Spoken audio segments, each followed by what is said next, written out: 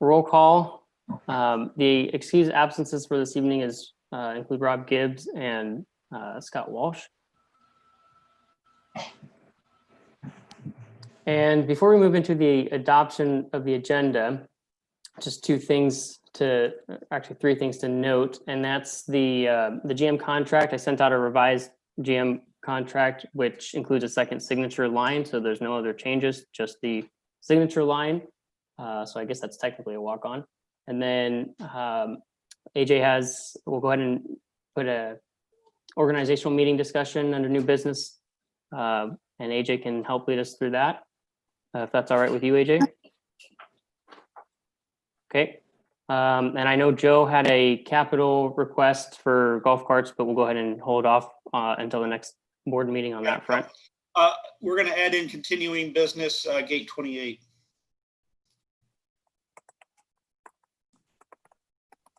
Okay. Thank you. Any other additions, deletions?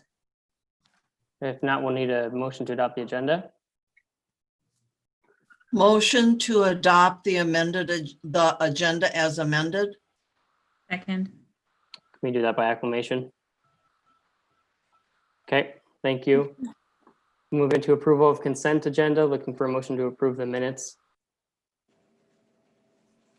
Move to approve the minutes. Second. All those in favor, signify by saying aye. Or raise your Aye. hand. Thank you. Any opposed? Motion passes. We'll move into announcements. Go ahead, Joe. Good evening, everyone. It's our time of the month to go ahead and do the COVID-19 updates. So at this time, we turn it over to Norm. Thank you, Joe. Good evening tonight to the board of directors and everybody listening in. This is the update for this meeting for the response for COVID-19, both Sudden Valley and Whatcom County, and some statistics from the state. The following is the current information. Whatcom County, this is as of 10 a.m. this morning, had a confirmed case count of 1,537 confirmed cases of COVID-19 with 49 confirmed deaths. Percentages of deaths confirmed positive for COVID, 3.2%. Washington State, they listed earlier today at 99,874 confirmed cases. However, as of 4 p.m. this afternoon, Department of Health revised that statistic to 100,000 for the state, with a death count of 2,286. And you would need to add 3 more to that as well. Overall, the virus continues to increase. It is showing some signs of increasing, not as quickly, but in other parts of the state and the nation. For example, Idaho, who has now shipping patients to other regional hospitals, it has increased and gone to a level that there's some concern on the state level in our region. Whatcom County is currently not meeting its risk metrics for its state assessment dashboard, and 2 of the 4. Washington State is also not meeting its metrics for 2 of the 4, which is what governs what phases we shift into. Currently, Washington State counties phases are as follows. We have 39 counties. Phase 1, there are no counties in phase 1. Phase 2, there's 22. Phase 3, there are 17. Phase 4, there are none. The governor did move all phase 1 modified counties to phase 2 this month. Governor Inslee's press conferences or his proclamations that he's updated for the month of October. He issued updated guidance on religious and faith-based organization. He announced a new webpage on safer gatherings, updated guidance on library services, and updated guidance on outdoor recreation activities. Current public health orders that are in effect, Mask Up Washington is still in effect. Social distancing and gathering for your county's current phase are still in effect. And of course, proper PPE, hygiene are still in effect for all phases of the response.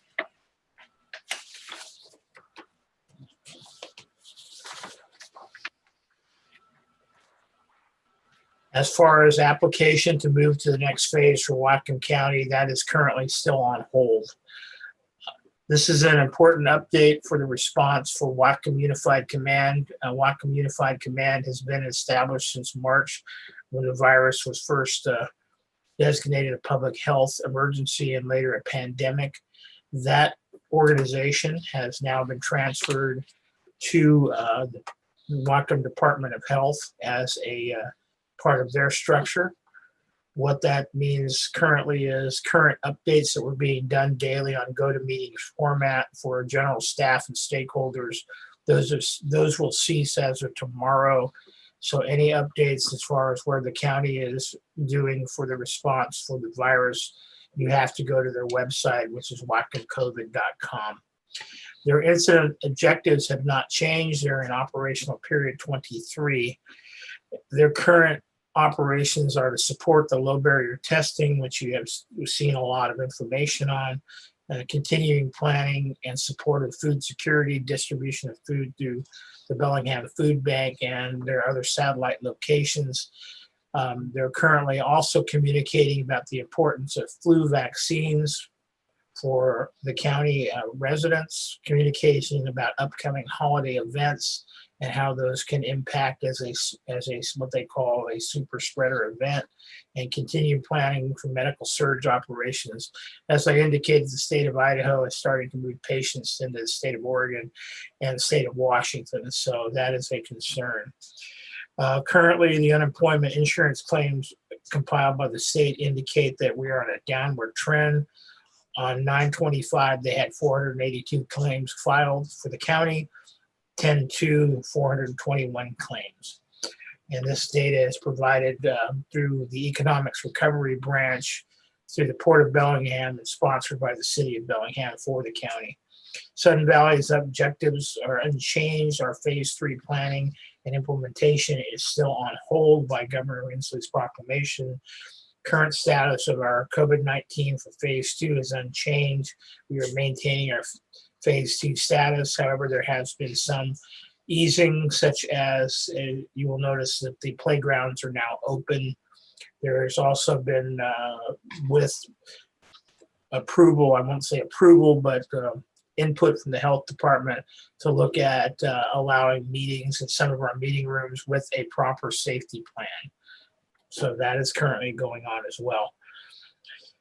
Our current meeting schedule for Sudden Valley with our agency partners are unchanged, with the exception of there's no daily meeting from Unified Command, and our external messaging to the membership is also unchanged. We are still utilizing the e-blast primarily on Tuesday and Friday, the COVID-19 specific e-blast. And again, because everything has been shifted to the health department, any updates for how the response is going, the Whatcom Unified and the health department requests that residents go to www.whatcomcovid.com. That's the current report. If there are any questions that I can answer or any questions that I could need to forward up for it, we'll answer. Please, I'm going to go ahead and field those now.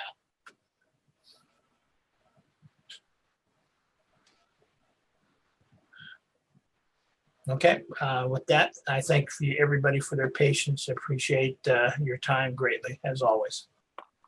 Thanks, Norm. Thank you, Norm. Much Thank you. appreciated.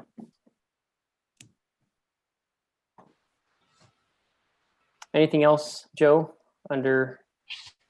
I have no other announcements or anything under for the COVID. Okay, any board member announcements? I do, just kind of something to let the community remind them of.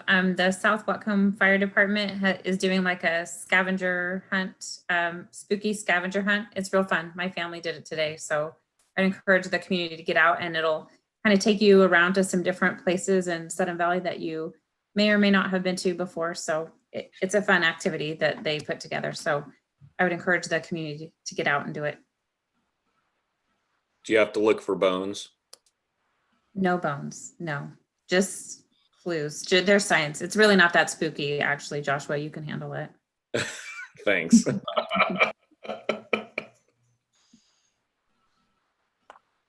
Okay, hearing no other announcements. Thanks, Karen.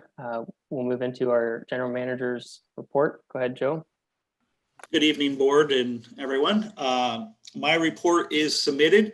I've found it with these Zoom meetings, it's easier to just let you guys ask me the questions and we'll answer them. So I'm all yours.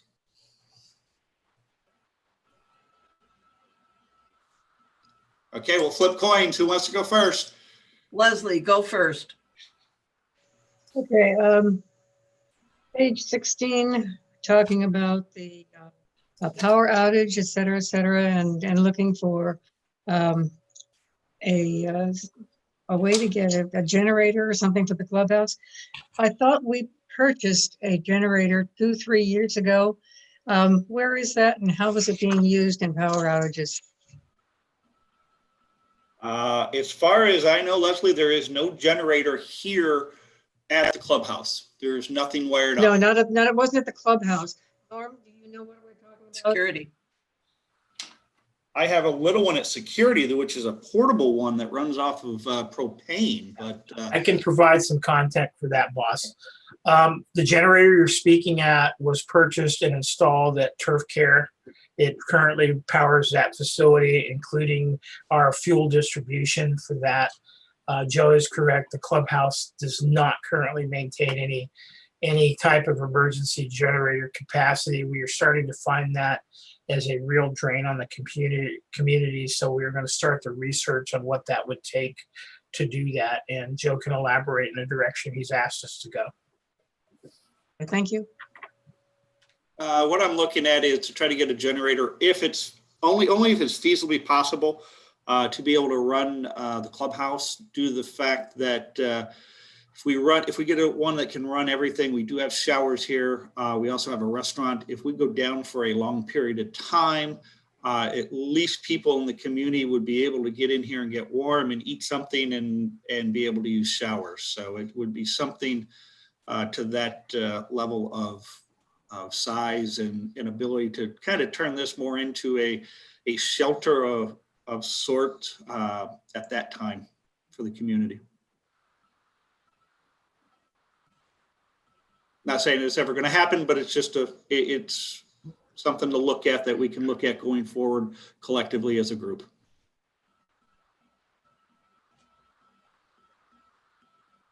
Linda? Yes. Okay, page 9, Joe. Two things. It tells where staff is going to be working, and it says the reservations and marina assistant managers transition to fall hours. Is she still going to be down at the marina? Yeah, she's down there a couple days a week right now, still doing stuff. A lot of it depends on her workload down there. They still have boats in there. So she is down there 2 to 3 days a week and then working remotely from there. Okay, I just wondered because it didn't say if she was still going to be down there or working remotely, and that's why Yeah, she'll be still down there. I mean, it does get kind of chilly down there, but right now she's still working down there 2 to 3 days a week. Okay, then the next line down says a new employee evaluation program has been selected and will be implemented in 2020. Is that supposed to be 2021? Yeah, that should be 21. That's a typo. Yeah, what it is, it's when you guys changed your payroll provider. Let's see, it was when I got here. So it was before I got here. It might have been the year before. They did have a module that could go into it for employee reviews. So we started putting that together, and that will be ready to go for implementation in 2021. Okay, I just was wondering about that because I'm like, you really haven't talked about it at all. I just wondered what was going on. Yeah, well, it's when we're trying to get kind of out of the Stone Ages with pen and paper and trying to put it online, and it will go right. It's something. It's similar to what I've used back east, where everything is online and it just goes right into the employee's file. Okay, that works. So then on page 14, the turf care irrigation, they're still not complete with that because we're in our second year of it already. Do we know what's taken so long? It's just, the renovation, you're always going to be doing bits and pieces, putting more heads in, part of that. And the pumps, the pond aerators is probably, they're in, it's just finishing up all the little work that goes with all that kind of stuff. Okay, so it's just. I And just what it was surprised. it started in the fall, winter last year and rolled over until this year. Yep. I just wondered, it's just usually something like that doesn't take so long. The other thing I wondered about on page 14, or I'd like you to talk about, is this whole business with the maintenance shop and their service pipe. So are we leaking water or we've shut off water to the maintenance shop? We had an issue where it was leaking, and then we went to try to find out where it is, and we ended up pulling it out of the wall. So we have it shut off right now, and we will do it in-house. We're gonna hydrovac out the line, get the line put back together, and fired back up. So that's something that maintenance is working on. So are they able to then at least go up to turf care, use the bathrooms, that sort of thing that they need, that they don't have lunchroom, that sort of thing? Yeah, pretty much. They can go turf care if they need to eat lunch and stuff like that. Most of the time, guys are just doing sandwiches and they're eating in their trucks to the most part. Bathrooms, there's facilities here, turf care. So they can utilize anything that they need right now until we get this fixed. Okay.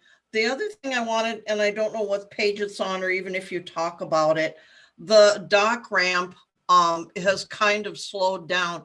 Are they still going to be able to work in the winter? Because it sounds like they're going to be doing winter work.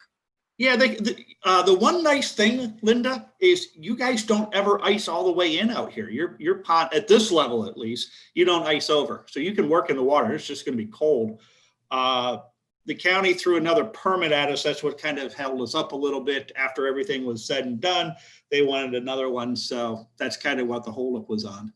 But Okay, yeah, I mean, at this elevation and stuff, Linda, the water's going to be cold. They'll have wetsuits, but yeah, you guys don't ice in all the way. Okay, I just was wondering if they're still planning on that, because I thought I saw something about work from December to March, and I'm like, oh, burr. Yeah. The last thing I have is on page 19. There's a thing about illegal parking, and I'm just curious about what's written. It says responded to 3 reports of illegally parked vehicles, parking violations, warnings issued, all issues mitigated once notified of the circumstances by security site lead. Who or what is security site lead? It's Norm and the guy who is patrolling out there. So if we come across a vehicle that's illegally parked, that gets ticketed. So, Linda, for a little bit clarity, typically the officer, as Joe said, is on patrol. We find oftentimes that if we go do a talk and knock at the residence and let them know they're illegally parked, they move their vehicle. It's far cheaper than towing.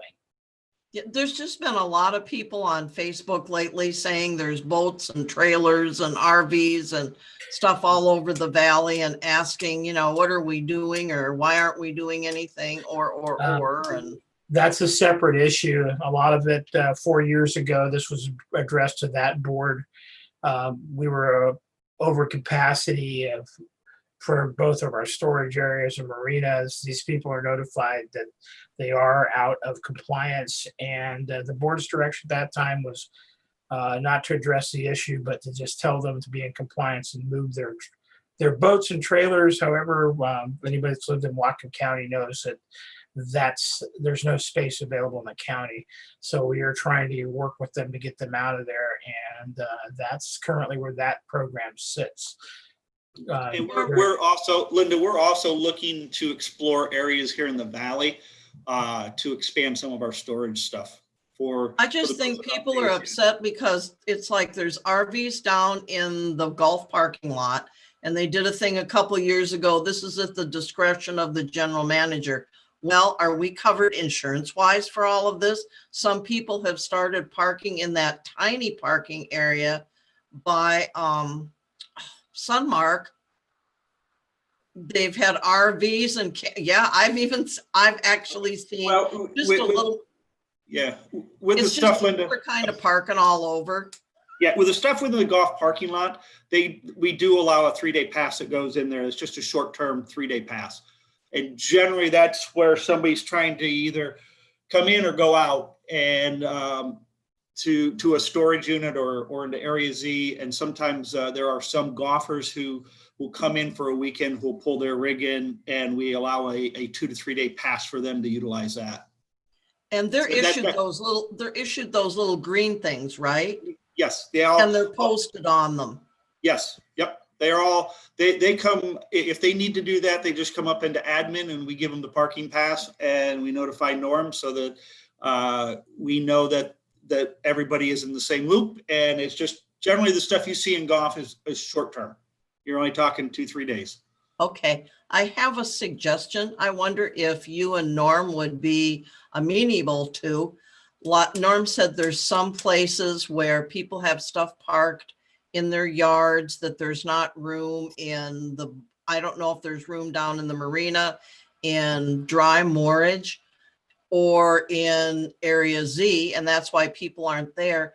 Have you ever thought of issuing, much like you do the green passes, maybe something bigger, like a full sheet of paper to these people to post on their vehicle so that their neighbors know there is no room for these people to park anything, and it's why they've been given a pass on being fined for that? Yeah, we could give a bigger piece of paper. That's not an issue. But just so you know, Linda and everybody, we are looking at, there are some areas here in the valley that we're looking to potentially expand our storage for RVs and stuff like that. So we're looking to alleviate that problem here in the community. And I'm hoping by spring of next year, we have that area where we're looking ready to go. It might even be a little earlier. Yeah. And we're looking at other options as well, not only storage of that. We know that recreational vehicles, because of COVID, have become quite popular. So there may be opportunities to look at licensing with a fee, but that's way down the road. And Joe and I have talked about that, and that's an area that's going to require a lot of research, because you need to make it so it's not competing against your own revenue stream at Area Z. But we understand we have an issue. Yeah. We know It's that. just a lot of people feel that nothing's being done. And at least if there was very noticeable notices put on some of these vehicles that there's no room to park them in Area Z, at least people know then that's what the problem is, not just that people are being allowed to park things on their property. I think that's all I'm trying to say. I'm just trying to save you some grief. We appreciate that. Yep. I think the long term is an educational piece, probably in the views as well. That might be a real good idea. Yep. All right, I'm done. Hey, when you guys are talking about, places for storage around the valley, and forgive me, I do not want my house egged by anyone or anything. I'm just asking questions. Is this something that we're going to get a capital request on for funds, or okay? Nope. We have an area that I'm looking at. It's already pretty much a big pad, so I'm looking to see how we can make it work. Okay. So there will be no capital request. Yeah, where I'm looking, I've got a pad already. I just have to figure out some configurations and whether it'll work and whether it won't work, and if it's a hard enough pad to put some of the heavier rigs on it. Thank you.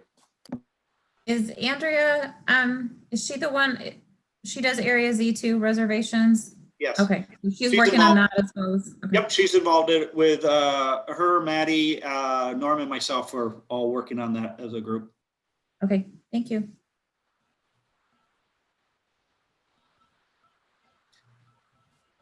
Paula? Thanks. First, I'm going to apologize if I sound really winded and I pause. I'm still getting over the pneumonia. So it gets worse at the end of the day. If I sound winded, it's because I am.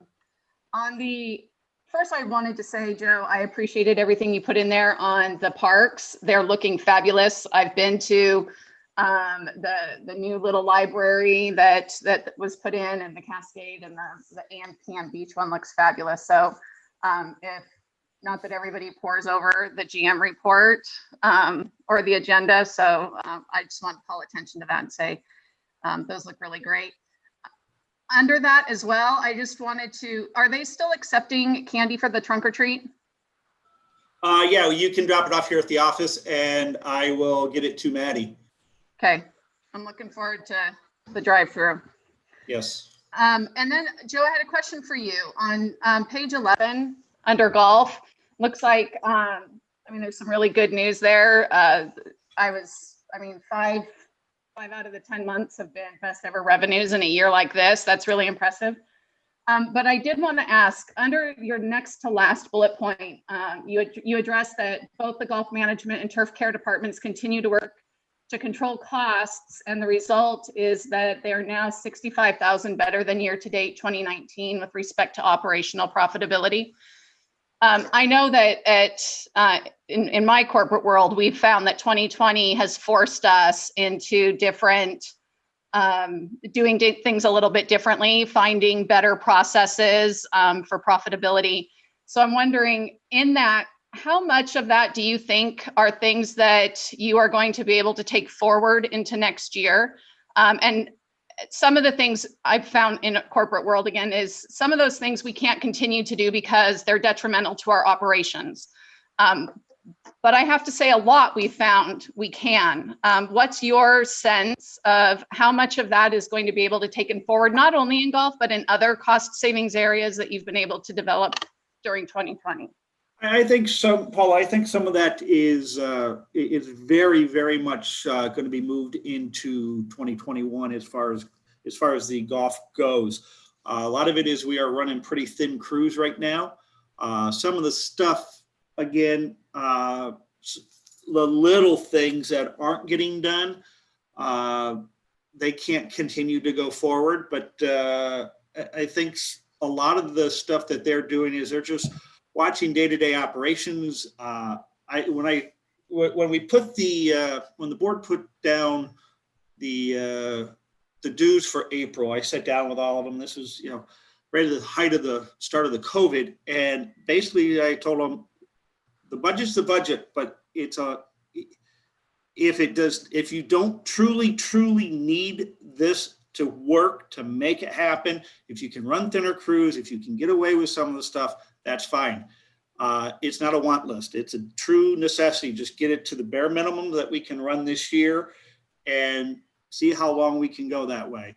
What'll happen is the longer you run on a thin line like that, especially in golf, mainly on the turf side, not on the golf pro shop side, your turf will start to be affected. There's no way around it. So some of those cost cutting measures will be still used this upcoming year. Going forward after that, we'll have to play a little bit of catch up, but we can't get too far behind. And that's the way it was with all my managers. It became very clear that it's going to be health, safety, welfare first with maintenance. And with turf, it was, get turf and golf, just get it to an operational standpoint where we can run as effectively as we can. And going forward, we're just going to monitor that going forward as well. But we will keep a lot of those protocols and processes in place. So. Great, good to hear. Thanks, Joe.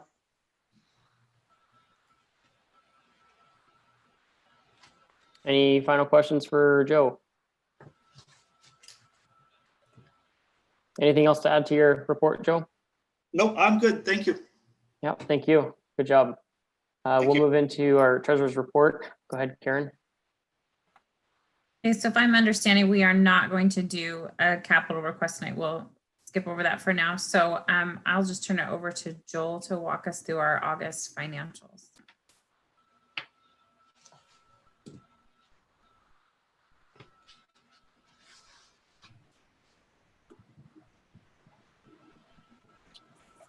Okay, so for some reason I feel like I just did this, but I guess I'll do it again for the finance report. Obviously, I'm just kidding. I did this last night for the finance committee, but so I'll start out on page 22. So it's just a balance sheet, and like I told the finance committee last night, good thing about the balance sheet is there are nothing really to be excited about in a good way. So net operating assets are fine. We're not, like I said last night, we're not eating into prepaid assessments or building deposits or any of that sort of thing.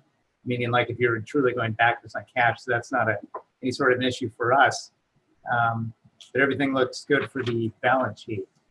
If we turn the page, which is really the most important thing, turn the page 23 in your packet.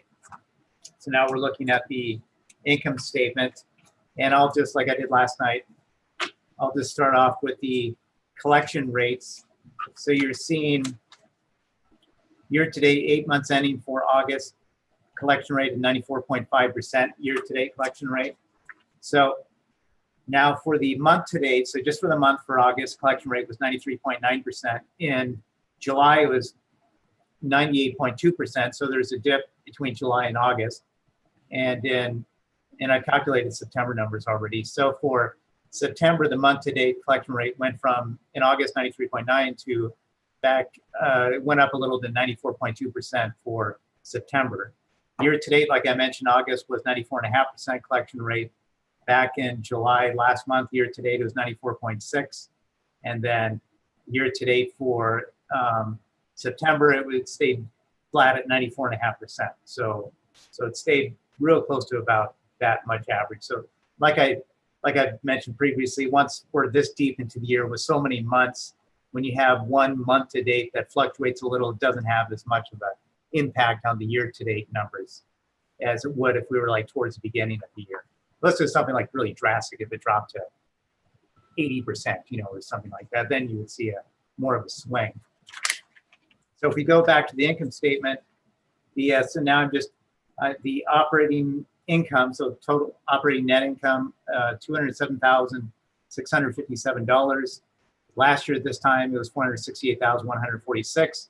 So in terms of doing better to worse operation-wise, the budget, we're now better than budget by $4,560, which means at this point we basically kind of climbed out of that little hole that was created from waiving all the April dues, which was, according to the budgeted amount that was waived, is approximately $199,000 that we waived back in April for the dues. So that basically means we've kind of climbed out of that situation at this point. And I've talked about the expense revenue ratio, and a lower number is always better. So like, for example, in August, expense revenue ratio is 91.4%, which just means for every dollar of revenue, we spent 91.4 cents is what that means. That's why a lower number is always better. In July, the expense revenue ratio is 93.8%, so we've dropped from July, which we would expect to see by now with our net income increasing like that. Last year at this time, at the end of August, it was 82.7%, which you would expect to see that since our net income was greater last year than it was at this point.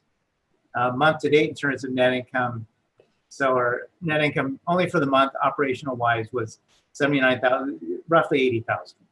Last year, for the month of August, it was roughly 49,000. So we were better than budget for the month by about 104,000. Last year, we were better than budget for the month by 67,895. So on a month-to-date basis, we're doing better than we did last year at this time. If you turn the page to page 24, so this is just the reserve cash balances. So basically, these reserve cash balances are giving you like the second line to the bottom, the bold numbers. This is what basically we would at this point kind of expect to see at year end, 12/31/2020, and this builds into any capital request that the board has approved is already absorbed into this budget. It acts like it's already it's earmarked to be spent in a sense. So all of that is factored in. So SURF, roads, capital reserve holding fund, mailbox, UDR, like those major accounts are all up from where they were last year at this point. But this is just a pure factor of what you're taking in versus what you're approving to be spent in terms of reserve spending from your capital accounts.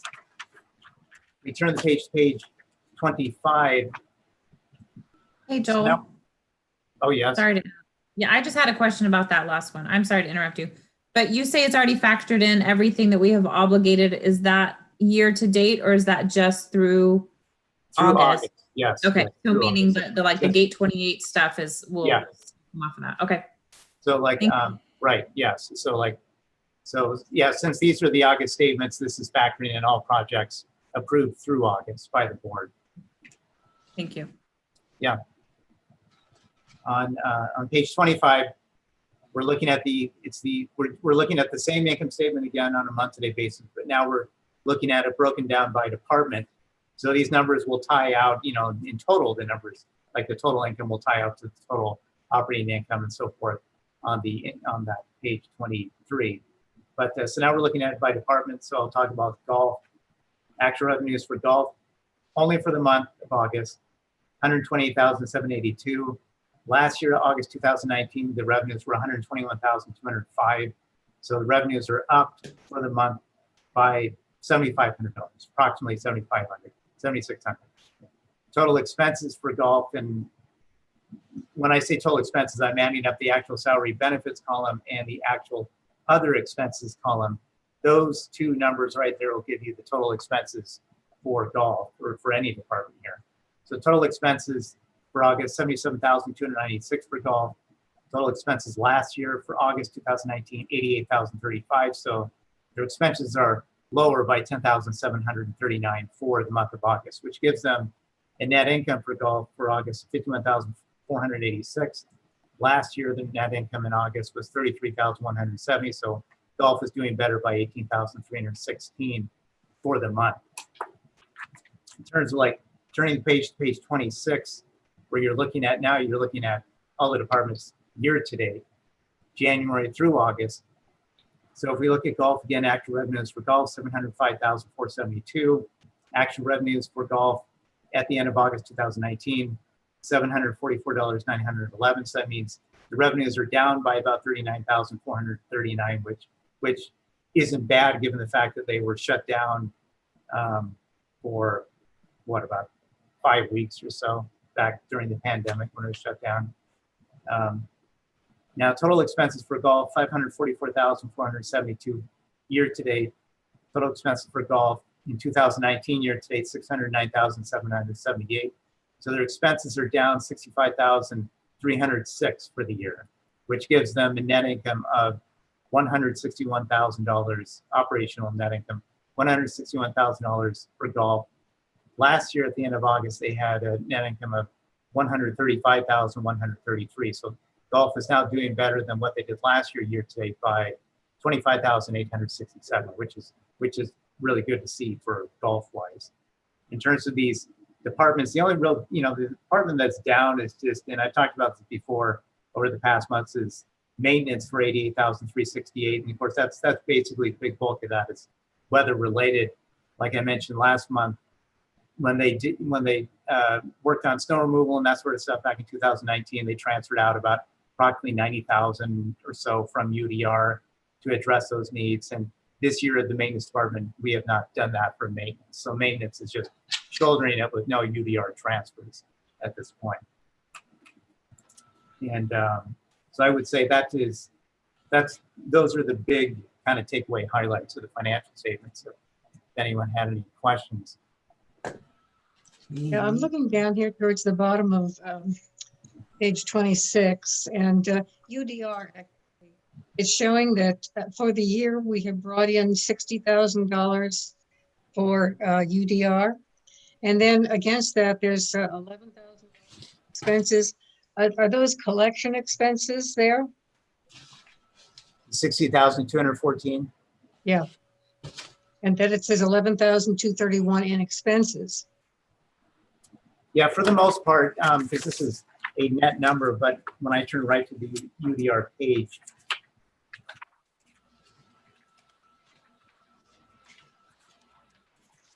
Wouldn't that be the funds that were approved for Ken's Cozy Kitchen? What, the 60,000? No, didn't you just say it was 11? Ken's is 5940 that has been spent. Ken's Cozy Kitchen so far for the year through August is, yeah, $5,940. But the basic things for UDRs is going to be the collections income and dues and assessments income. So those two basically, that's what's going to be driving that. Yes, that's what that amount comes from. So it's basically 2019 officer prior bad debt expense, basically income that was owed to us in a prior year, meaning 2019, that we have now recouped in 2020. Yeah, And then yeah, I was just asking about the expenses listed against that. the 39,675, is that what you were talking about? Well, the line here says $11,231 in expenses. So those would be collection expenses? Yes. Again, on page, So those are going to be all the other expenses with the exception of the bad debt expense reversal. So meaning it'll be stuff like collection charges, lien charge, the collection charge is 6,800. Yeah. Lien Okay. charges 3,900. Ken's Cozy Kitchen, like those sorts of things that start to add up to that. okay. Linda? Okay, you're gonna look on page 22 first. And under capital on that page, there's two lines at the bottom that have things in called mitigation assignment of savings cash and LWWSD assignment of savings cash. There's two amounts of money there. If I go to page 24, I see LWWSD assignments of savings for 126,745, and mitigation of savings, I see nothing. So I'm like, where does the 44,355 and the 137 and 544 show up on page 24, which is the reserve cash accounts? Yeah, so if you add up the two amounts, the 44,355, the mitigation assignment and savings of cash, and the 137,544, the assignment savings cash at LWWSD, that will come up to the $181,899 net available cash at 8/31/2020. Okay, it's just weird because we always keep that assignment of savings. How do I say it? We keep that there always, and then it's like it's like part of SURF, and then it gets taken out of there. It's just kind of confusing. That's all, and that's why I was like, "Where is this amount of money?" Oh yeah. It's like some of the stuff, like what you say, like some roads amounts and SURF and stuff. Any sort of mitigation assignment of savings, any of that, those types of categories are just separately held out in this category.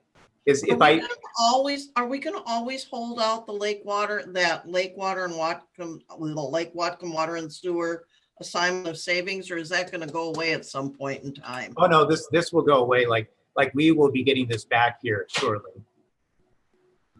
Okay. So as soon as like for example, as soon as this is released to us, then I'm going to take it out of this column and add it back into SURF is what I'll do. I have a strange question, and I don't know if it's for anybody, but someone sent me an interesting thing out of the GL that they had, that in June, there was over $1,000, and this might be for Karen, spent on swimwear, whistles, lanyards, that sort of thing, that was registered at June 30 for the pools. And I wondered if we knew the pools weren't going to be open, why we ordered this stuff. It's on a week credit card. Just if somebody would look in and get back to me with an answer on that. Or maybe she returned it in August and I just haven't seen it yet. I'm saying it shows up as a charge. And if we knew the pools weren't going to be open, why would we be buying this stuff? In June, you said? Yeah, June 30th, the thing shows up in the GL. I don't think we called I don't think we called the pools not opening until we knew we couldn't open them in August. So they, as far as I recall, They'd and- open we would open them on Memorial Day if we were gonna open them, right?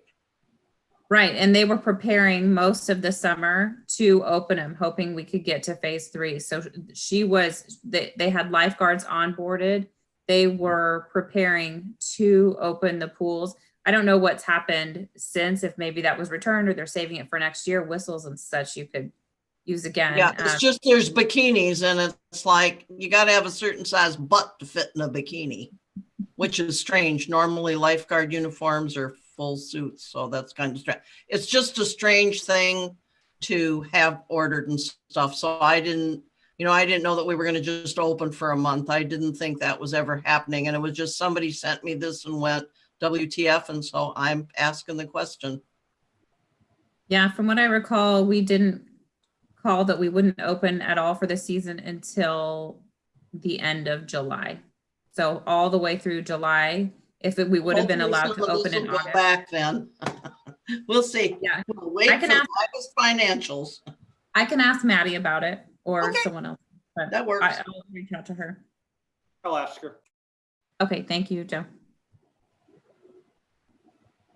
I had a question. If you were done, Linda, were you I'm done.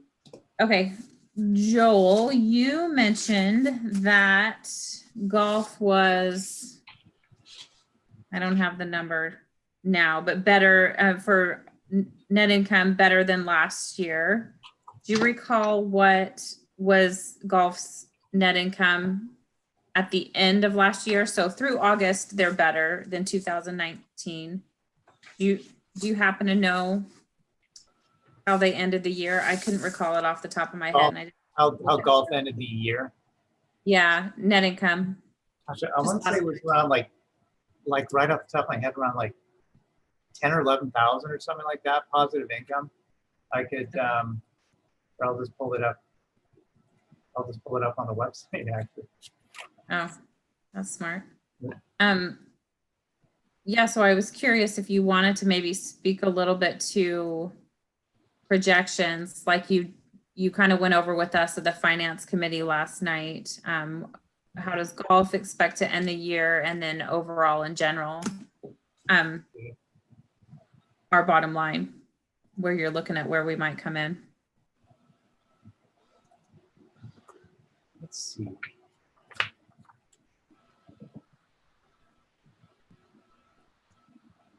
And by the way, for golf, so for the end of the year, yeah, so I was right. So golf, looks like the end of the year at 9,845 in 2019 net operating income.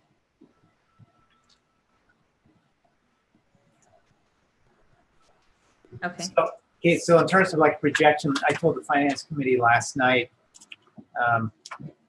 So I felt that at this point in the year, since we're so deep into the year, now at this point, it's probably more pragmatic to switch over in terms of for doing a budgeted projection to use the net income at the end of August, which was 207,657 that I mentioned from the income statement, and then to take a look at what is the budgeted monthly net income at the end of September, October, November, December.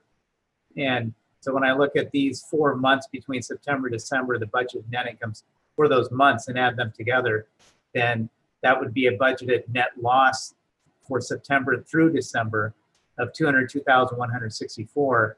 So then if I take that away from our year-to-date net income right now, 207,657, then that could conceivably give us projected net income at the end of the year of 5,493. So around $5,000 or so, meaning it's quite possible that we could come in at around break even at the end of the year, which would be good, because then that would mean that we effectively made up for the close to $200,000 of dues that we waived in April during the shutdown. Now, in terms of like the golf thing, and Joe, do you recall, like I'm thinking back to the last managers meeting when Brian was discussing golf numbers, do you remember what he was? Oh, you're muted. Mute, Joe. What his golf revenues are, what he's trying to project for golf revenues? Yeah, like where he felt that he's gonna. I know the budget was 878. I believe he was saying 890, maybe 900, somewhere in that range. Okay. Yeah, so, I mean, in terms of, so for golf right now through the end of August, since he's especially under expenses by 65,300 through August, then that would bode well for him in terms of like a ending for his ending net income. So, but in terms of like what an actual final number of possible projection of that would be, that I wouldn't probably, I guess I probably shouldn't say unless I got a better understanding from Brian in terms of where he felt that he would wind up at the end of the year, revenue wise. Joe, do you know if he's got very many tournaments in the winter? Because no, I'm gonna say usually golf has, if they're lucky, through September when they have really decent golfing weather, you know, and it's then that they start eating into that profit that they have right now, that they have above budget, that 161,000. So he's probably got another month. But if he has a lot of winter tournaments, I don't know what's there. He mentioned one in his request for the golf cars and stuff. Well, but sometimes that helps. Yeah, what I can tell you is we do have the Sudden Valley will have the Winter Series, which he normally has. He's had 2 events already. Normally, with a golf event like the Winter Series, they do what's called a shotgun. They can only get 144 people on it. That's basically 2 foursomes on every hole. With us not being able to do shotguns due to social distancing and all that good stuff, he's been running tee times. So I can tell you the first 2 events he had October-wise were well over 170 players. Okay. And I can tell you he has one this weekend, and it's going to be 168 right now that I know of. So we're seeing a lot more people playing in these. I know like I said, I know he has one Saturday, and I want to say maybe the 14th of November, and then he'll have another one in December. Yeah. So. Okay. Minor correction, I believe it's called a shotgun start, Joe. Yes, it is called a shotgun start. Hey, I didn't think you knew how to play golf. Hey, I'm pretty good. Okay.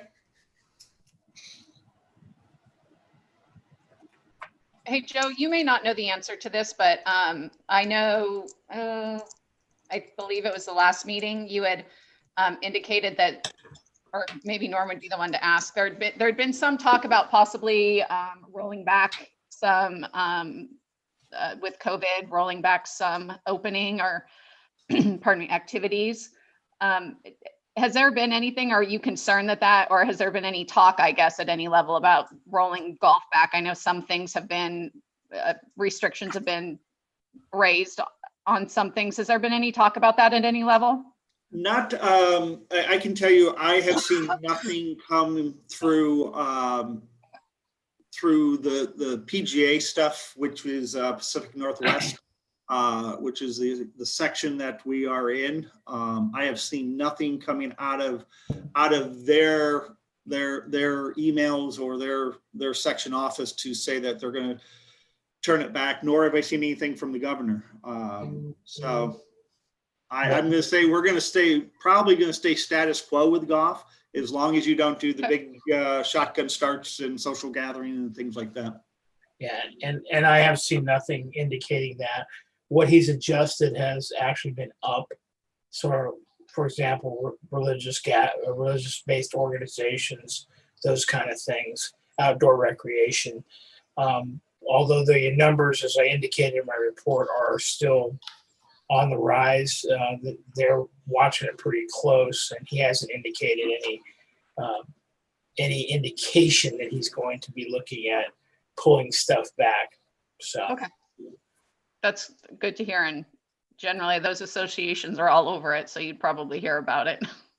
Perfect, thanks.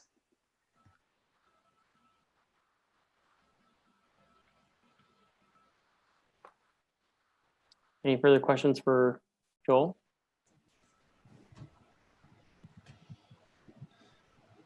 Okay, anything else you'd like to add, Joel?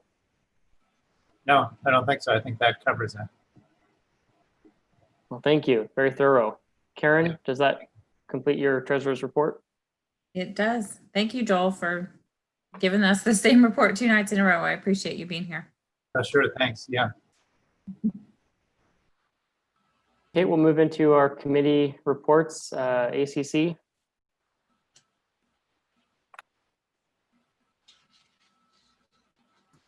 All right. September 3rd, September 17th, both sets of minutes are posted online and are as submitted. Thank you, Rich. Move down to Finance Committee. No. Communications. We skipped communications. Oh, I'm just going to what Yeah. is what the Yeah. committees have submitted. We can go to communications if there's I any have a communications. question for Josh and Brent Lindquist, and that's why I hoped we'd pop on in there for them. And I have an announcement for N&E too. Josh, do you know when the November views is going to be published? And when's going to be the cutoff for that? Are we planning to include the AGM? Because that don't happen till the 7th. And I just was trying to get a feel if you guys have talked about that. Well, Brent sent an email into AJ today that had some dates. I'll let Brent take care of this one. Yeah, hi guys. We're planning on printing on, I want to say the AGM is the 7th, is that right? That's right. Yeah, so the 9th or the 10th, Monday or Tuesday is when we would print, just to get the election results and whatever story I write up about the AGM in there. It would be laid out that previous week though, just so we can have kind of a quick turnaround. So you're looking at the first week in November, because normally cutoff is the 23rd of the month before for people that want to submit stuff, right? Yeah, but I mean, there's usually quite a bit of lead time. People can submit stuff after that in October generally, just because, you know, we have so much extra time. All right, sounds like that's all I was curious about, just because I get involved in, you know, making sure all that stuff gets done and reports and stuff. So thanks. Sure. Thanks, Brent. Anytime. Good to see you. Yep, I'm going to disappear. Thank you, Brent. Joshua, anything else you'd like to add under communications? Not at this time. Thank you. Okay, document review, no emergency preparedness. No Finance Committee. As submitted. Thank you. Long range planning. Yeah, I'd just like to give a big thank you to the community for taking the time to do the survey. We had a pretty good response rate for both the online survey and the mailed out survey. And we are putting together a preliminary results report right now, working through sorting all the data out and everything like that. You can check out the last long range planning committee meeting if you want a little bit more information. We did discuss our preliminary results report in that meeting. And yeah, we're hoping to have that here over the next couple of weeks. Thanks, AJ. May I ask how many responses did we get? We had about a 30% response rate on the online survey, a 20% response rate on our random sampling. So we ended up with about almost 900 unique surveys on the online one and about 200 turned back in the random sampling. And then there was, I don't know off the top of my head, I haven't processed those ones yet, but there's about 10-ish or so that got turned in at the office. Great. Thanks for all your work on that front. Can Anything else to add to long-range planning? I do. I just wanted to tag on to what AJ said, that is extremely impressive to get that type of turnout, because just the Whatcom County polls only produce around 30% turnout. So huge. Yay. Thank you, everyone.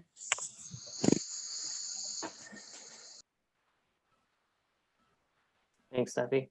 N&E. So the only thing I have as an announcement is we've started registering drop-off ballots. We've only had one report from Unilect. At the beginning of this week, they submitted that they had 238 people that had mailed in their ballots to them. I'm expecting to see something over the weekend or probably the beginning of next week. We bring them back here, and then one of the times when we register the ballots that are dropped here, we then take that list and go through it with staff and see if we have any budget only ballots. So far, there are only 3 out of that, and we have received back in total 460 ballots have been registered.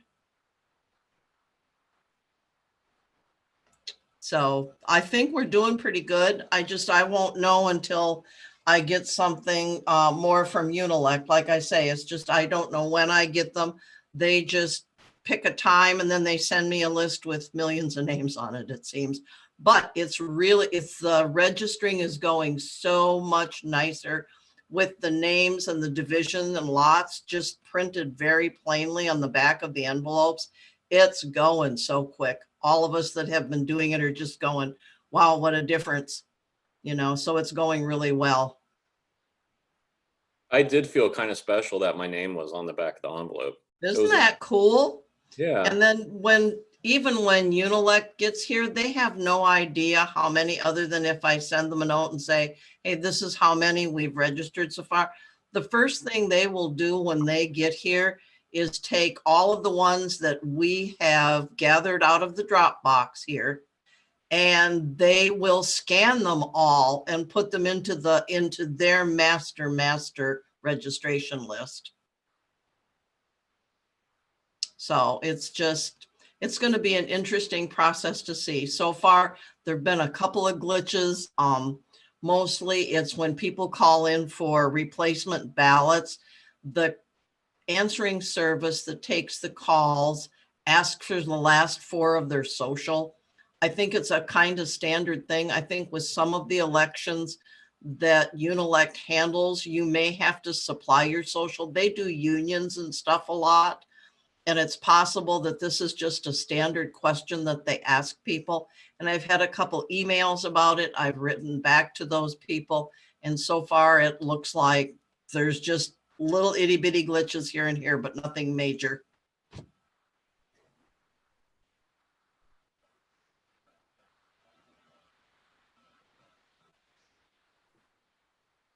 I'm done. Thanks, Linda. A lot of good work on that front as well. So thank you. Move into Parks, Trails, and Rec. Yeah, I did check on I'm kind of filling in for Rob here while he's out, but all the minutes are posted online and are up to date, but I did want to just kind of highlight a few things that have been going on. I know as people are more stuck home and around home, and I'm looking for some of these things. Paula mentioned it a little bit, but there was a new free little library that was put up at Maple Leaf Park. That was a community volunteers that did it, and they got a little bit of help from maintenance to get it set up, which was awesome to have. With the libraries closed and even schools closed, those are great resources for people to go and get books and be able to switch them out. I think they're all pretty well stocked. And the website now, the recreation website, actually has all of those free little libraries, a GPS location for them, and same with our trails. Maddie's been working on that. So it's a really great resource for people to be able to go and be able to find those, as well as the free little libraries, the blessing boxes, and I believe all the parks and trails are on there now with a GPS locator, so people can find that stuff. And it looks like they've been working on Cascade Park. This is our one park renovation for the year, and it looks like it is almost done. So there'll be another playground area in Gate 3. It was just a swing set before, and it looks like they're putting in maybe a couple swing sets and some monkey bars. So just another option for people looking to, I know my kids are always looking for places. I'm looking for places to get them out and get them busy. And the last thing was, this came up in our parks meeting. We started looking at speed limit and traffic calming around our parks themselves as people are walking to them. As you know, the playgrounds are now open and there's more kids riding bikes near them and walking to them and families. So we kind of did a little bit of our own reconnaissance to see what this, you know, the speed limits and the signage were near parks. And so we're working on that still to make sure that it's consistent among them. But what we found is that there was not a lot of consistency throughout the neighborhood, and speed limits and speed bumps and just signage. And so I just said I would kind of bring it to the board, or maybe another committee wants to take it on. I listened to a little bit of the long range planning, and it seemed like that was just pedestrian safety was a big thing for the community. So I don't know if there's another committee that kind of wanted to look into that, as just consistency with signage or speed limit or just pedestrian safety, because it kind of gets outside of the realm of just parks and trails. We're looking at it near the parks, but beyond that, I don't know. So I'm just kind of putting it out there into the universe if someone wants to kind of spearhead that and make sure we're keeping an eye on that. Aaron, does the Parks and Trails Committee discuss Treehouse Park? We do, yes. The latest status of it was there were some diseased and hazard trees in the area that need to be removed. That is going to be one of our priorities for next. So Treehouse Park is a pretty big thing. That the hazard trees aren't necessarily a parks thing. They're near homes even, but in order for us to move forward with any plans, we need to first address those trees. So that will be one of our priorities for next year, is to first, well, and beyond the trees, when Sudden Valley submitted a request to the county before to remove them, they came back and said, well, it might be a bat habitat. So you need to address that before you can take out the trees, which is why the trees haven't been taken out. So it's quite a thing. Yeah. So that's kind of a priority for next year, is to focus on that so that we can make whatever plans that we need to for, for Treehouse Park. But it's kind of going to depend on how many stumps we have, or, you know what I mean? It might make a difference what it looks like based on the hazard tree situation. Okay, So we don't know if for sure there's bats there. It might be a bat habitat. Okay, when I don't know, I'm no ecologist and nothing, but from what I recall reading the report was that, yeah, we needed to see if it was possibly a bat habitat and then mitigate that. So, and then a whole host of things happened and it just didn't get taken care of. So we are back on that, trying to address the bats and the trees and then the park itself. Can you remind me, if you know, how did that park get to the condition that it was in? Because remember, I sent you that Views article where the Eagle Scouts redid that park, like 8 years ago or something like that. And I don't see how it can legit get in the condition it is now unless like trees fell on it or something. I'm not sure. So trees did. There was a large swing set that a hemlock did fall on and destroy. And everything was built out of wood. So, it just doesn't have as long of a life in that damp environment. But I know there was at least one, possibly more structures that were damaged by trees. And I believe there was also some vandalism that happened there as well. So it's been a whole big thing. Hang out. Yeah. I don't know. they make bad choices. I don't know. I'm not sure. I'm not real sure what Hey, happened. they want to be with the bats. They're all going to hang out, right? That's what bats do. Could So that's be, what but the you know, kids bats are do. good They for go to the something. park is hang out. I don't really know the history of all of it. I'm being bad. I'm sorry. You're being bat? I'm being bad. Get them bats down there for the trunk and treat.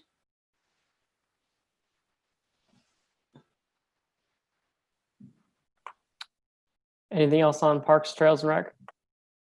Nope, that's all I had. Sounds like everyone's really busy on the committees. Thank you, everyone, for all your hard work. Continuing business, hand it over to Joe for our Gate 28. Yeah, good evening, everybody. As the board got the other day, an update of Gate 28. As anybody who has done any road work and any mountain reductions, you'll find that there's always something that's going to come get you. And as you see, it came and got us. That is a change order that has been presented to the board. It's a straight change order, which was what is done with county level of changing of scope of, it's not changing scope of work, it's adding scope of work. So that is in front of you guys. That was sent to you guys via email. I know you guys have seen it and looked at it. We do have to get this done. There's no way around it. So it was not what I was hoping for, but when you're dealing with rock slides and mountains, you don't always get to win.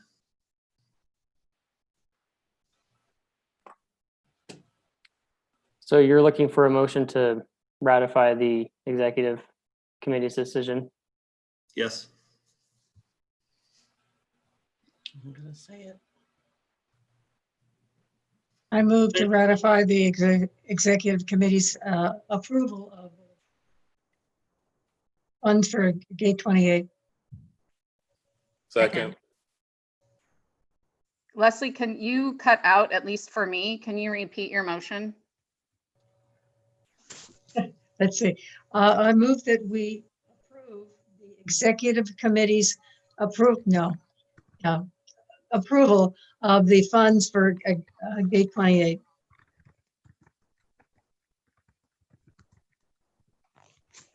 Thank you. I believe Joshua seconded that discussion. Sorry, now we're into discussion. Correct. AJ, are you acting as our Sergeant of Arms this evening, or would you like me to? He's sleeping. Leslie, then Linda. I think Linda was first, AJ, actually. YouTube. Sorry, I Leslie. sent a note to the board, and I will say this again. There should have been a capital memo. What the execs took a look at, I'm sorry, that's not a request for funds. That's a request from a subcontractor to the general manager. I'm real concerned that sometimes we're looking at doing stuff only partially correct. And considering that this is a large request for additional money, it really should have a decent capital memo with it before it's ratified. It's a change order, Linda. It's the same stuff that the county uses. I don't care what the county does, Joe. I'm saying you can And ask Leslie has been our treasurer. We get capital memos to request stuff that shows that indeed what the first request was, what the change order is, and what that then brings the total price of the job to be, considering that might not even be the end of it and you may need to ask for more money. We don't know that going forward, Linda. We might have to ask for more money. Who knows? And that's why you do a capital memo. It'd be another change order. Then you do a capital memo change order. I sent a sample. I can send plenty other ones from in the past if you need to see one. But I'm saying that's how it has been done in the past here in the Valley. Was it an emergency request to the executive committee, which they did approve? My question has to do with, at this point, Southern Court has been an issue for quite a while. And how, do you have any idea how safe this makes it? Is this just the start of, is this just, shoring things up, or, and we're going to have to go back in and do some more work to create, or do we have any idea really where we are? Right now, Leslie, what I can tell you is this is going to get what appears to be the loose material down off of the mountain. Layman's terms, what had happened is you had and AJ can help me with this if he wants to get more technical. What happens is you have fissures from the rocks, and the fissure was behind the front of the rock that we were trying to take down, and it was under a lot of dirt and a lot of trees. So when we started taking stuff off, there was another layer that peeled out. So that's what we were up against. The study that's going to be done is going to hopefully be able to identify areas that we might be able to, things we might be able to do. All of you have gone down Lake Whatcom Boulevard across the new relatively new concrete bridge. You see where they shot concrete with rebar or mesh and lagged into the mountain. That might be a project that might be coming. That might be the recommendation. I don't know that yet. But you're going to have issues potentially going forward. It's a mountain and it's a rock slide. Yeah, and that's what I was thinking, because driving around here, you do see the areas where they have the mesh. There's other areas where they put up, the rock walls and so on and so forth. So this is probably something that we're just going to have to deal with going forward. Okay, thank you. Yeah, it's going to be a project that's going to have to be looked at, and it may, we might get enough of it off right now. And one of the things we could look at is possibly running Jersey barriers down that edge of that slide. So if anything slides, it'll hit into that and not come across the road. There will be, I'm pretty confident you're going to see something coming forward to hopefully put an end to the issue you have there. But again, AJ can chime in. I mean, even the best laid plans with stuff like that don't always work. Gosh. So out of curiosity, the second slide happened. What do you think that P&W sort of caused it by the work? No, what had happened, and AJ can get more technical. What you have is you have layers of rock, okay? And what had happened was where we were working, where we had the visible separation from the face.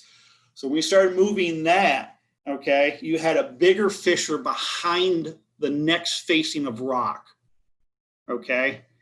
So it was going to come anyway. So it's one of these things you don't know because you can't see it because it's behind all the material above it. And when you start working, it's just going to come forward. Okay. And then the second thing I had was, I get the emergency funds for taking care of it. My stink with this is the 20 grand or whatever for, a study. How long are they going to be on site? The $20,000 is not to exceed. That's a maximum that we're going to spend on that. They're going to be on site probably 4 days doing their study. What does that entail? Do you know? That's going to give we us don't have to get crazy detailed, but I'm just trying to You're going to get a full blown report on options and costs, rough costs to get it fixed permanently. Now, are we going to have to stick with these guys based off that report, or would we be able to get other bids? We will get other bids. This will give us the technical breakdown of what we can do. Okay. Yes, AJ. I guess a couple of things. I agree with Linda. The documentation for this stuff is important, and I'm just going to repeat something she said in her email. If the money's that important, then the funding request is equally as important. I think we should be having that. I don't even see an executive committee meeting agenda or minutes or anything like documenting that there was a vote. And then I'm also curious, we did a report, you gave us one. You know, I would imagine a lot of the options that are on there are still basically the same, you know, at this point. You know, is that factored in? Can't we just maybe, you know, discuss with them which one of those things we should be potentially trying to pull the trigger on as a more permanent solution? Well, we need AJ, the long term is we need a permanent solution on that. We need a. Yeah, but the report that you gave us from April had like 3 permanent solutions outlined.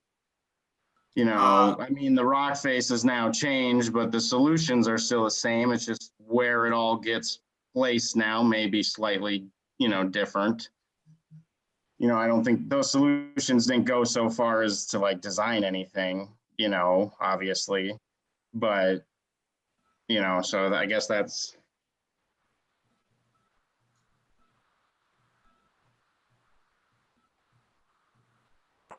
And AJ, I'll just chime in because you mentioned no meeting of the executive team. So I called each member of the executive team individually and asked for them to weigh in based on the information provided. And there was buy-in from each one of us to move forward and give Joe the direction to move forward with this emergency request. And we all agreed that we would bring this to the attention of the board and ratify that decision this evening. I then proceeded to call each individual board member and attempted to get a hold of everyone and explain the circumstances. And I followed that up with an email to each one of us board members so that you weren't surprised by this action.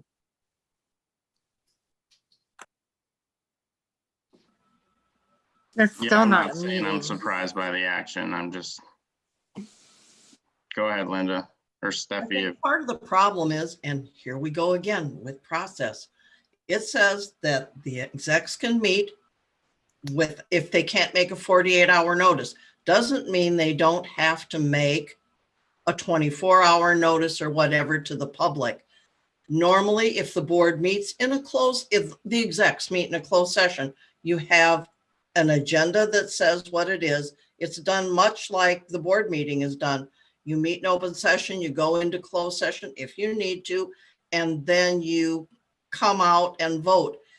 If you don't post an agenda and you don't post minutes, and because you voted on this action, there should be a record that the board secretary has. And if you look in all of the if you look in prior years above the board, there are executive meetings and the action that they took in the minutes that shows who voted. You know, maybe you didn't all vote for it. Maybe it was unanimous. We don't know that until there are minutes that say, you know, who was there, who voted, and what the vote was. Otherwise, you have had a secret meeting. Well, not only that, but that's not a meeting, just like she said. And you guys don't get the input of each other personally on one. He's filtering it. And so it's just like Linda said, I support what she's saying. Here you guys go again, not following process.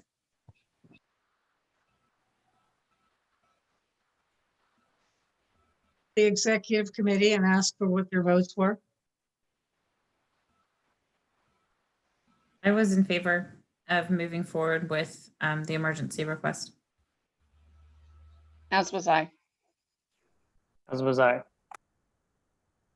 I was, but I asked for a board meeting. Okay. I'd like to be clear that I'm also in favor of it. I just, Linda's right here. Like, I don't think that any of us can deny that is correct. And in retrospect, yes. In hindsight, 100%, Linda, I think that you have you're absolutely right. And you're right on the procedure.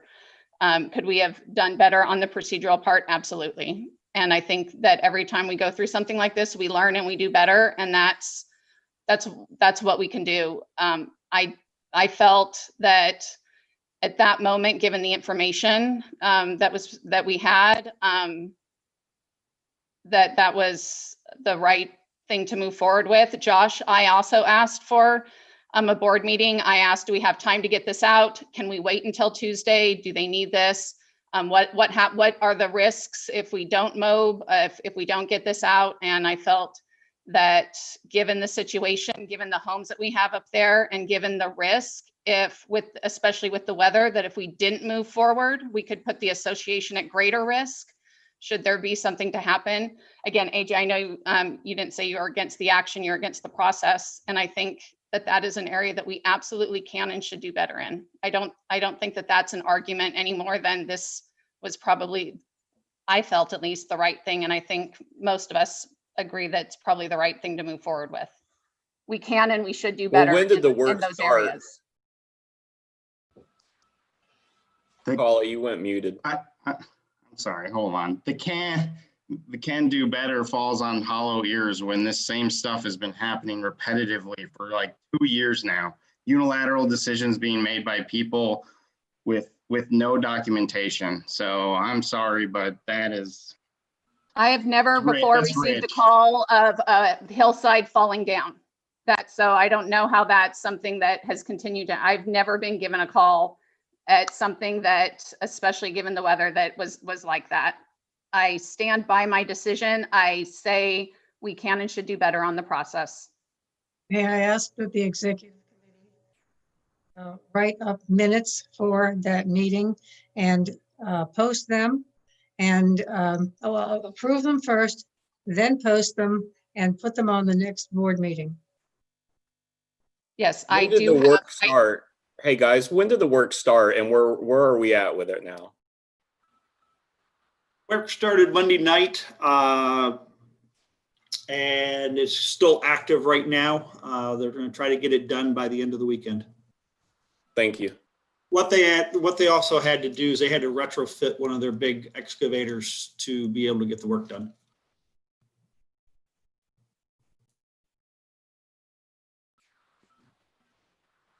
There's a motion on the table. I'd like to call the question.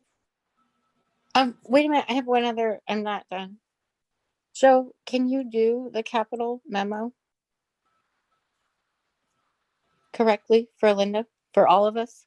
I'll send you a new capital memo. Thank you.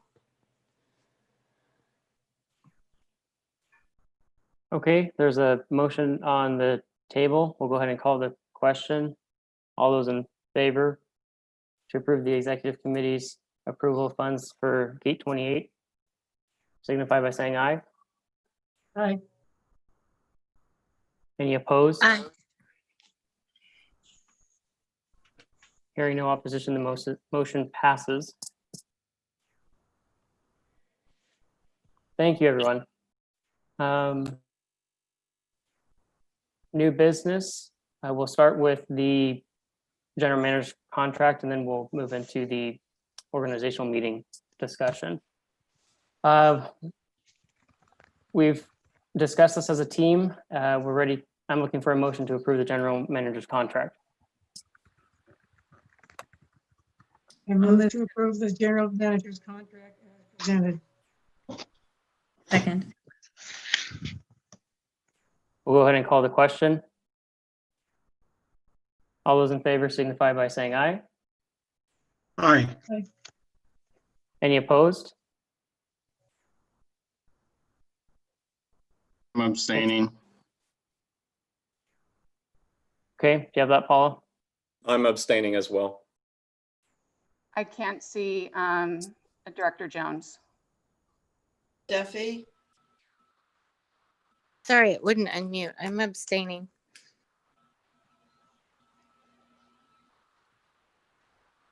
I have that. Paul, you got my vote? Yes. I did. I saw your hand. Okay. And I voted in favor as well. From my observation, Paula, the motion passes. Thank you. Move into item B, which is the organizational meeting. Go ahead, AJ. Leslie is the one who requested this be discussed. I just wanted the meetings to be scheduled I wanted to ensure that it was approved by the full board. And you're right, AJ, this is something that we typically have done the last meeting before the AGM, just to get things moving so that a meeting would be in place following the AGM for the organizational meeting.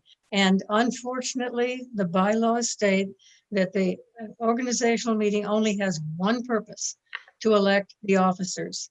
And therefore, we have scheduled one meeting to elect officers.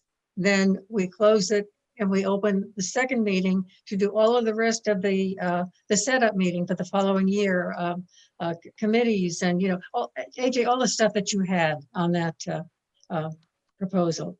And so I am moving that this board approve a meeting, an organizational meeting following the AGM to elect officers, and a second meeting immediately following to do all of the rest of the setup work for the following year.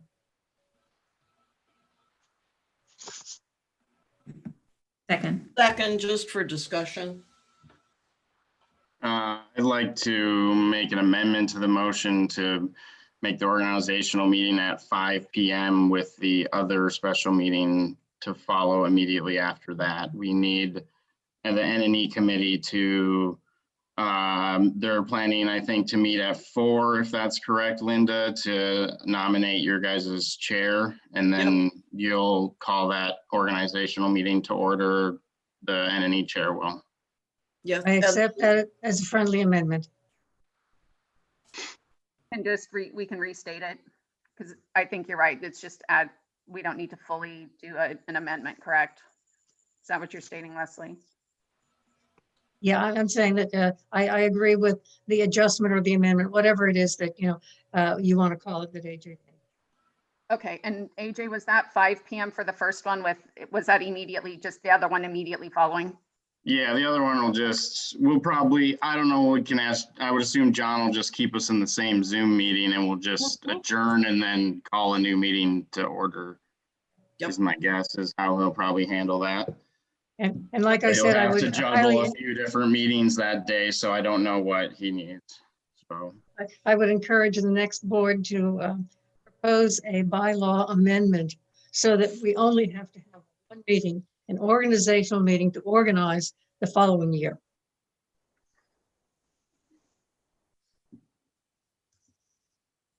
Okay, do you want me to read the amended? I just added the at 5 o'clock. Yeah. Okay. Okay.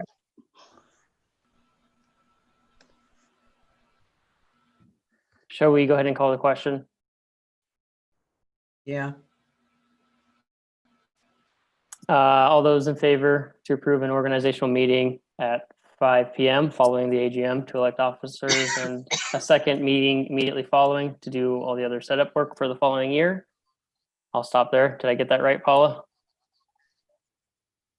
You have the essence of it. We're all good. All right. All those in favor signify by saying aye. Aye. Any opposed? Motion passes. Linda, do you want to set up the N&E meeting too? Or is that something that you do without? That I do that without anything from you guys. The only people, my concern was they wanted to do it immediately after the AGM. I think the AGM is going to be much shorter than any of you realize this year. There's a lot, Leslie, you know what I'm saying. There's a lot is not going to go on. Unelect, I asked them when they thought they would be out of here, because we still have to have them leave the NPR. We still have to put all of our ballots away. We still need to lock them up. We're still going to have all that stuff there to tend to. And I feel that if they're going to be leaving by 3 o'clock, that I can get home by 4 o'clock for an actual Zoom meeting. I believe John's going to make arrangements for counting somehow to be either videotaped or live streamed. I think it's going to be a videotape because a lot of what we're doing down there is going to be taking place at the same time as the AGM. Yeah, Linda, the only reason I'm asking is because it is requiring a Zoom meeting this year. And that's why, do we want people to be able to observe it? To observe To your entity's election? I don't think we can do it at the same time. I haven't asked John, as well as I do that from all of us that have had meetings and down in the multi-purpose room, that sometime Wi-Fi can be just terrible down there. Oh, yeah. And you end, and then you end up having to videotape it. If I have a videotape, people can watch. Okay. I'm just going to leave that up to John. I'm not gonna say it has to be live streamed, and I don't know how you do that and have people watch the AGM at the same time. But we'll see what John says. I have left that totally up to him.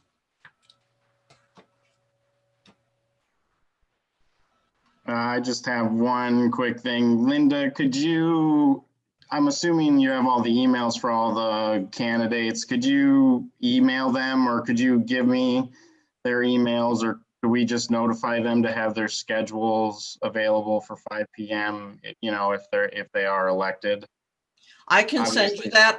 So he saw, but I just spent, and John sent me a request today about the AGM, and I gave him all the information I had, including all the contact information for the candidates, because everybody's going to have to, especially for the board, they're going to have to know who gets elected, and they won't know until after the counting stuff is done and you get the unofficial results.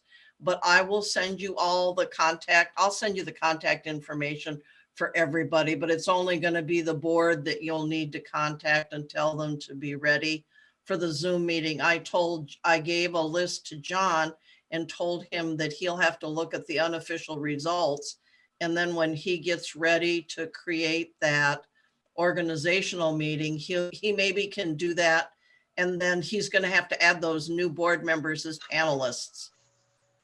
yeah, I want to make sure all the candidates are aware that meeting's happening, because that was not the case last year. Yeah, I know. I hear what you're saying. I'll be happy to I can send it to Josh, or John already has it. I don't know who's going to be chair of NNE. We vote. There's going to be 4 of us. No, I'm talking about the board candidates telling. I understand having but their that's schedule what, open at 5 p.m. Yeah, I gotcha. Yeah, I'm more than happy to send the email out. I don't have their emails. I can contact John. I'll send that to you. You'll have that. I think I can do it tonight after the meeting. Unless Big Brother's on and then there's trouble. Sounds good. Oh. Oh, I was just going to say, if there's I know we have a meeting agenda and you're going to send that information out, but AJ, I completely agree with you. My first time on the board, I felt like a deer in headlights. I had no idea what was going on. I didn't even know what an organizational meeting was or any of that. I think that even if we have the time to do that, getting something together for all the candidates to put that information in front of them would be really great. It's intimidating, and you're sitting there having no idea what you're supposed to do. So the more information that we can put in front of those people that do come on and put it in front of everybody ahead of time, I think that's a phenomenal idea. It would probably be a good idea to get something about Robert's rules. And I mean, Linda, you've been talking about, protocols and how to do things. I mean, you don't even know how to do your first meeting. I had no idea if I was supposed to raise my hand, put it down, turn around, what the heck I was supposed to do. So I appreciate you bringing that up. I wouldn't want anybody to feel that same way. And I think it happens with every board. So if we can, the more information we can put in front of them and maybe work on that even next year is a great idea. I think the thing to know is that, like you're saying with that organizational meeting, I've been where people have only just done the nominations and raised their hands. Then there've been other years when we've done the secret ballot. I'm gonna sneeze. But that's Bless you. something that is decided at the meeting Bless amongst the people that are there. But that's a bit of information you can give everybody. It's just the kind of, I don't know what will be decided at that meeting. Yeah, one other thing I'd request is if Joe or Rachel, if we could have Oryx or one of you guys help us. I mentioned in the email, maybe we have like a 2020 meetings graphic with our board and the committees and stuff. If we can maybe repurpose that to 2021, include it with the agenda packet. You know, the agenda that I sent over, just I threw in a November and December date as like a discussion. I figured the board at that meeting will decide. You know, typically we have about one meeting each of those months with the holidays, you know, and so, and then we set the January forward meetings with that kind of graphic. Yeah, we can throw the dates in for that, AJ. One of the That's big things is what we can do is we can throw those dates in there as tentative right now. If any other committee people they want to throw an email to me with their dates that they might want or whatever, we can work on that. But yeah, we can get that out to you. Yeah, I figured all the committees will be tentative. If I figure maybe we just show the board meetings being the usual second, fourth Thursday. I think Thursday is the best day for board meetings since they're the most prepared for. And one of the things I do want to look at going forward is I don't want back-to-back finance and board. Yeah. Okay. There's one other thing I want to throw out there is something that we have done the last couple of years. With the organizational meeting and the committee chairs being named right after the AGM, you have committee chairs, but you do not have the committees set yet. You don't have the members of those committees approved until the first board meeting, which is typically not until, you know, later in November. And so the boards have said the committees that have, let's see, communications, document review, finance, parks and trails, the members of those committees are asked to continue until the new chair names a new committee. And just in case something comes up that you have to deal with, you've got people on board. Ideas? What's your take on that?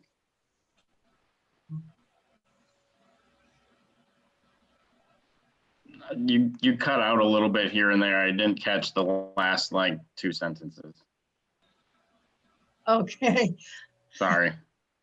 The committee chairs will be named right after the AGM in that second meeting. So you have a bunch of chairmen now for each of your committees, but you don't have committee members. Your committee members will not be approved until the chairs go out and they ask people to come in and be on the committee, and then they get approved the next meeting when they are brought to the. And so in order to facilitate work, if it needs to be done, we have asked that the members of the existing committees remain until the new committee chair has approved a new committee. So essentially, the committee members operate under the new chair, but they're allowed to stay in place until a new committee is formed. Yeah, that's what's been done for the last couple of years. And I mean, it's up to you guys if that's what you want to do or not. The certain committees have well-defined members, N&E and LRPC. I mean, all of those members are you know, that they have been either elected or they have certain terms. In my experience, usually committees actually don't get fully reformed until January. At the same time, I've never been called into an emergency meeting, you know, as a carryover committee. So I can see the value in it. I haven't ever had to do it, to step in that November, December timeframe. So I'm kind of, I could go either way on it. It doesn't really matter. I just thought I'd throw it out there. Yeah. And some meetings, to what Leslie's saying, and it's a, you know, the whole thing with finance, I think Leslie didn't have a full finance meeting committee when she was treasurer this year, and she had to put out a request, which basically stays open for 30 days because she's a standing committee of the board. She's a standing committee in the bylaws, you know, so it's like, you know, ACC is definitely going to have an opening because they only have 3 people running. They had 7 vacancies, you know, that I can think of. Annie's got one, you know. So I'm saying there's a lot of that juggling that you're all going to do. And then if they're not standing committees, if they're just committees of the board, they're also going to have their, what are they called? Help me, charters approved by the board. It's just like, it's things to think about for sure. Is Rich Bailey on here? I wonder if, gosh, I was just thinking if ACC can even operate, but I think they just need, what is their There's quorum? he and Noel, and then there's 3 that ran, so they've got 5. They'll have Okay. 5 active after the They'll have AG. enough to do business. Okay. Yep.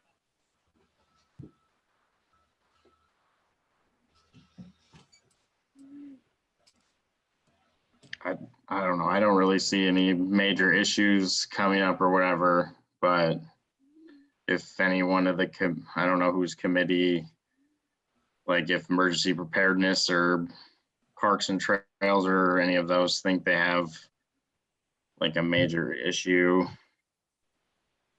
to deal with in November after the AGM or whatever, but No, I don't think Parks and Trails necessarily. The one I know was done last year was finance. That's the only committee that I was on that I recall it being done last year. But I think one year the board just approved wholly. All committee members continued until the chair submitted new names were approved by the board. I think that may have been done one year. But again, like I said, I've never had to I've never been called into an emergency meeting. I don't know. I guess I feel like anything in an emergency meeting, it would just be the board being called, but that's kind of my thought. So I was trying to think back to, I think we did it with finance to keep that running until everybody was approved. And we actually did it in communications. Pardon me, last year. Sorry that I was there. But I think that was because we were still meeting for Santa and all of the, those, and obviously I don't think we have to worry about this year, but yeah, I think we did have meetings because I don't think we had everybody approved until December or maybe even January. But the committees continued to meet until they seated a new committee. So, I mean, that's just something to think about. If any of the committees are actively working on anything, you'd want to make sure that they have the authority to move forward after the election. Hey, can I have a turn? That's something. Oh, okay. I mean, I think it's something to think about, but I think we let the new board vote on that. Whoever's all elected that day should decide on that day. So if I recall, and I could be wrong about this, I believe this is true for Parks and Trails, since it's not a standing committee, it's an ad hoc committee, that it basically completely dissolves at the AGM, and it has to be rechartered, a new chairman set up. So the board actually, the new board would actually have to vote to reestablish something like Parks and Trails. Now, that wouldn't be the case for finance, but some of the committees will completely dissolve, and the board will choose whether or not to continue with that committee, and then appoint a chair, and then go out and find the members. So the committees operate a little bit different, and they all have their different charter and how they're organized. That kind of reminds me, Rachel and Joe, could we get the current charters for what it would be Parks and Trails, Communications, to maybe include in that agenda packet as well for the incoming board to be able to see what those look like and be able to kind of work off of something? Yeah, we can get those to you. That won't be hard. We'll get a whole package together with charters and all that stuff. That won't be hard. Thanks.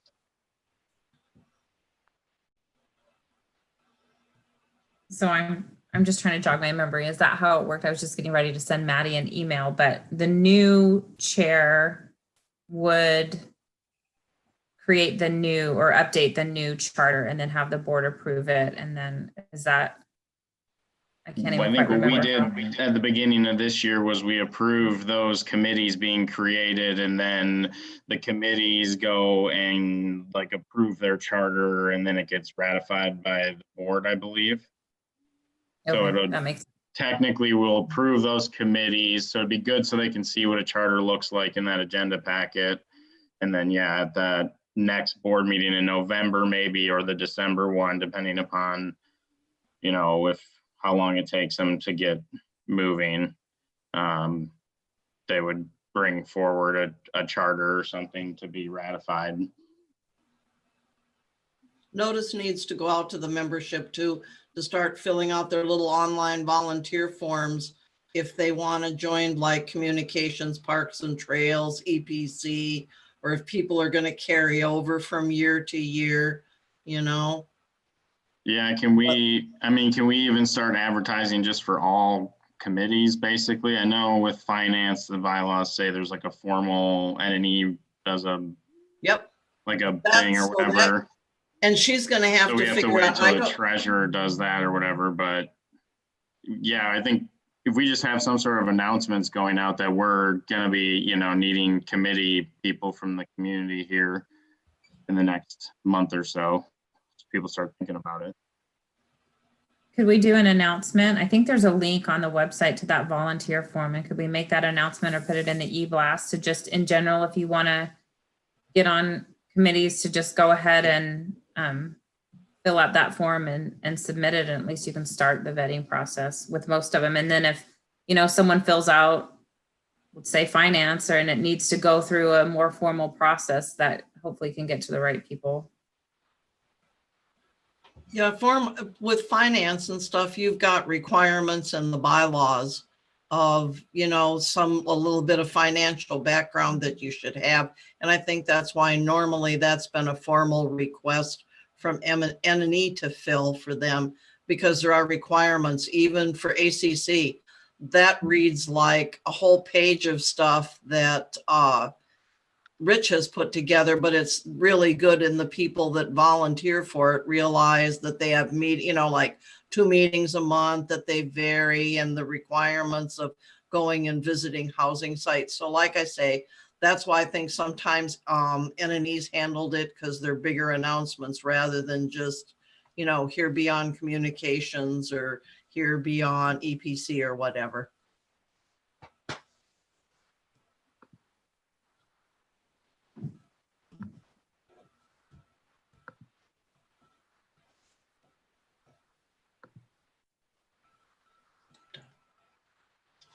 Any So further we thoughts? don't have, oh, sorry, go ahead. Oh, no, go ahead, Paula.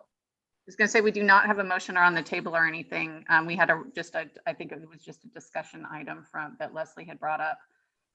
So I just wanted to encourage us to, so do we want to make a motion or no? You can't make a motion. It's for the new board.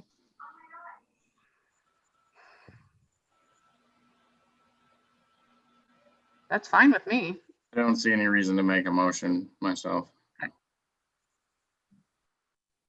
Okay, shall we move on? Yes, please. Seeing some nods. Maybe we're getting tired. We'll move into our property owner comments. I'll call on John.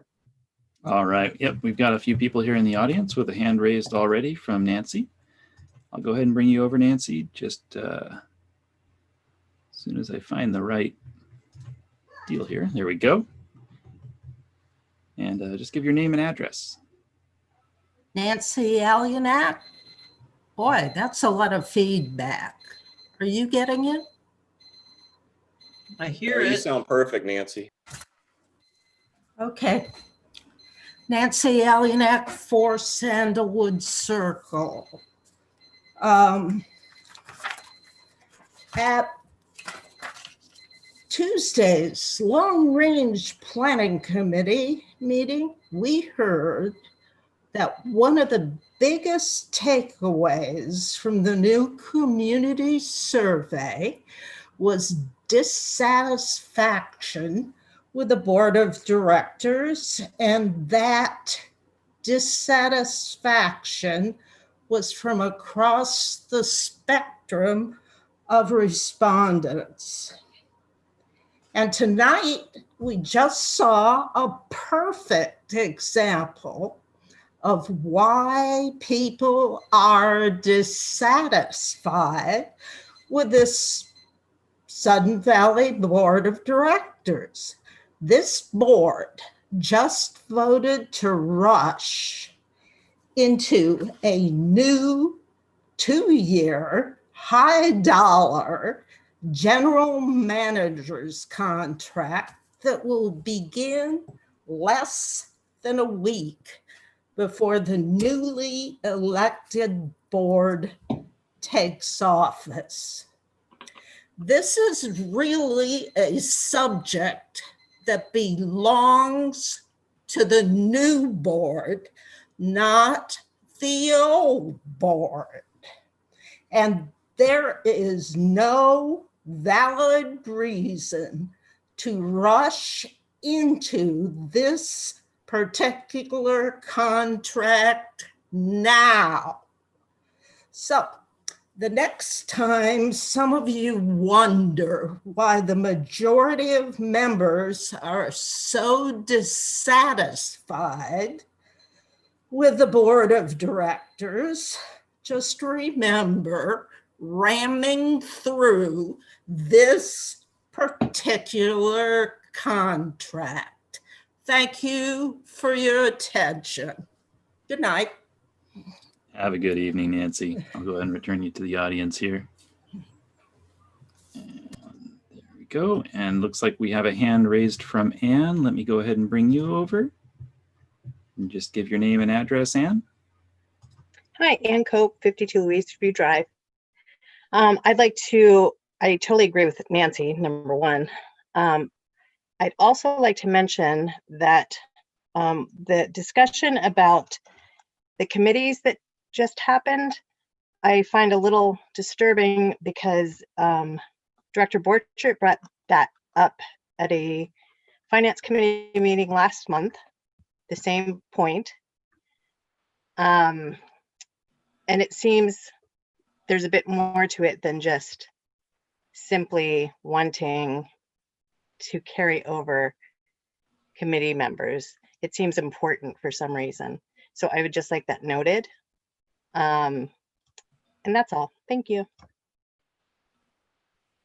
All right. Thank you, Anne. Have a good evening. Anybody else like to add property owners' comments? Just use the raise hand feature in Zoom and I'll bring you over.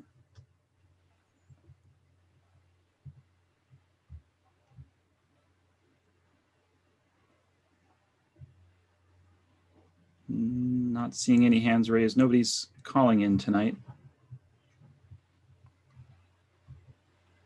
Thank you, John. Any board response? Anyone like to say anything? If not, we'll need a motion to adjourn. Move to adjourn. Is there a second? We'll do that by acclamation. If I had a gavel, 9:04, bang, bang. See everyone next time.